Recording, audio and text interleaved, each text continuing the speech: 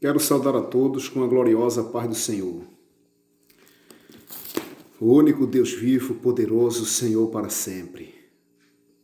Amado e adorado pelos séculos dos séculos. E quero dizer, meu irmão que escuta essa palavra, que a conta para os cristãos, para a igreja evangélica no Brasil, ela chegou. A fatura, ela chegou. E se chegou para mim e para você no momento onde nós não estávamos de acordo com o que diz a Escritura, nós vamos ter muita dificuldade para pagar.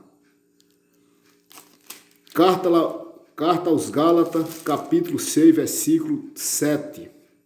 Não errei, Deus não se deixa escarnecer, porque tudo que o homem semear, isso também ceifará.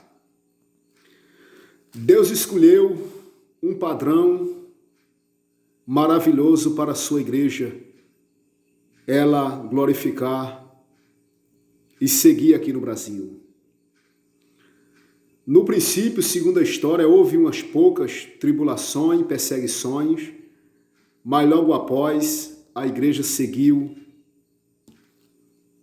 o seu caminho, adorando a Deus, livre para glorificar a Deus.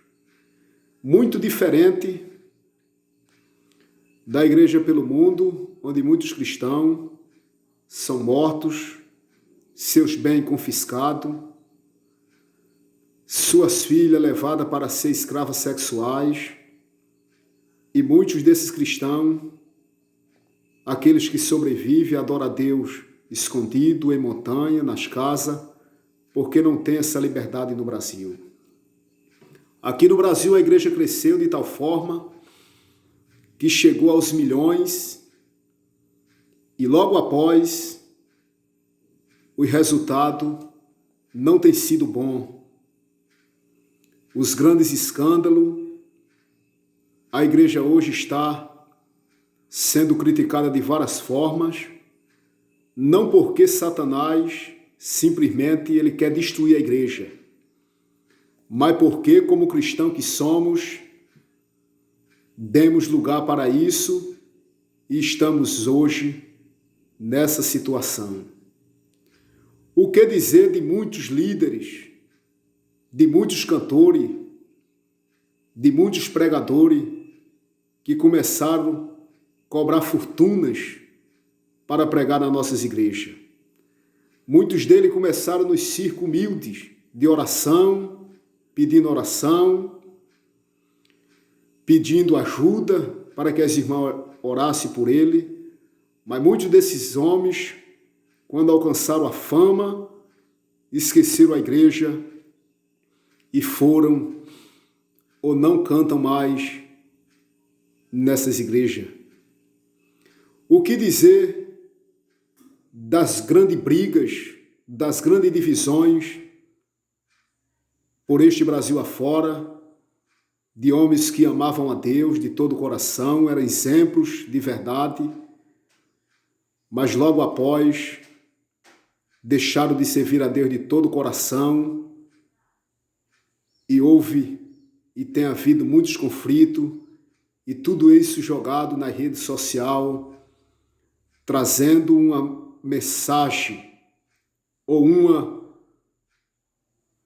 ideia muito negativa para o mundo.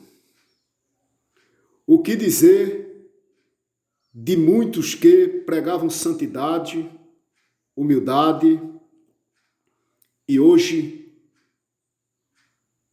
muitos estão longe desses princípios, vivendo uma vida de regalia.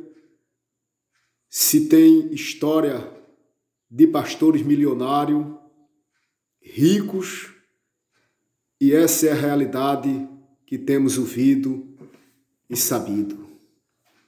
O que dizer também da igreja local, dos simples membros, que deveríamos ir ali para adorar na casa do Senhor, chegar alegre e voltar mais alegre ainda. O que dizer dos conflitos, das brigas, por causa de fardamento, por causa de flores, por causa de coisas inúteis. E isso tem trazido também escândalo ao redor. E nós estamos vivendo essa realidade. O que dizer dos cristãos que foram chamados para viver uma vida de santidade, de alegria, de humildade, de amor para com Deus e para com o próximo, vivendo uma vida de esperança, esperando a volta de Jesus. Muitos desses cristãos estão vivendo uma vida de insatisfação, de irreverência, de ingratidão, isso seja na igreja, no trabalho, em casa e por aí vai. E agora a conta chegou. Se eu e você tiver no sentimento de suportar e entender que somos culpados e que precisamos servir a Deus de verdade, nós vamos vencer e sair livre, com condição e com maturidade para servir a Deus de todo o coração, esperando a volta de Jesus. Caso contrário, talvez muitos de nós não vamos nem chegar lá, porque se vai perder emprego ou ter o salário reduzido, e aqueles que foram pegados desprevenidos, muitas vezes vivendo uma vida de aparência, eles vão ter dificuldade, se não se humilhar, de recuperar.